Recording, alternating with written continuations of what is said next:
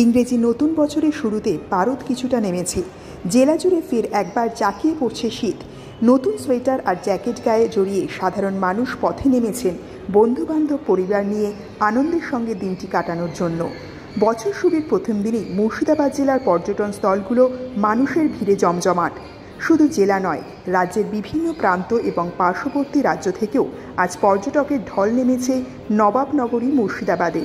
হাজারদুয়ারিজ থেকে শুরু করে মতিঝিল, কাটরা মসজিদ, কাঠগোলাপের বাগান, জগৎ শেঠের বাড়ি, ঘোষবাগে, সিরাজের সমাধিসহ জেলার অন্যান্য পর্যটন কেন্দ্রগুলি বছরের প্রথম দিন মানুষের তিল ধারণের আর জায়গা নেই। বেলা বাড়ার সঙ্গে সঙ্গে মানুষের ভিড় কমার পরিবর্তে তা আরও বেড়ে চলেছে। 25শে ডিসেম্বরের পর থেকেই লালবাগ শহর এবং বহরমপুর শহরের বেশিরভাগ হোটেলই পর্যটকদের ভিড়ে ঠাসা রয়েছে।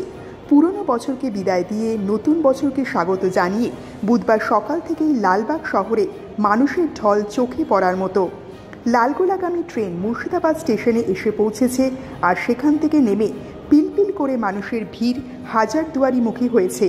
এছাড়াও বহরমপুর শহর এবং পার্শ্ববর্তী এলাকা থেকেও প্রচুর মানুষ অটো এবং গাড়ি ভাড়া করে লালবাগ শহরে এসেছেন। তবে সাম্প্রতিক সময় মুর্শিদাবাদ জেলার নওদা এবং হরিহরপাড়া থানা এলাকা থেকে 4 জন আনসারুল্লাহ বাংলা টিমের জঙ্গি গ্রেপ্তার হওয়ার পর জেলার গুরুত্বপূর্ণ পর্যটন স্থলগুলো পুলিশের তরফ থেকে নিরাপত্তার চাদরে মুড়ে ফেলা হয়েছে। পুলিশের একাধিক সিনিয়র অফিসার যেমন আজ মাঠে নেমে ভিড় সামলাচ্ছেন, তেমনি সাদা পোশাকের পুলিশের ছেয়ে রয়েছে হাজারদুয়ারি এবং তার আশেপাশের চত্বরগুলো। যে কোনো ধরনের জঙ্গি নাশকতা আটকানোর জন্য তৎপর রয়েছে পুলিশ।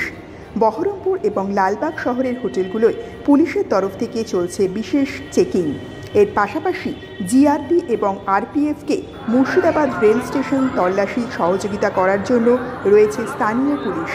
হাজারদুয়ারি দেখতে আসার পাশাপাশি আজ প্রচুর মানুষ লালবাগ শহরে এসেছেন বছরের প্রথম দিন পিকনিক করে আনন্দের সঙ্গে কাটানোর জন্য।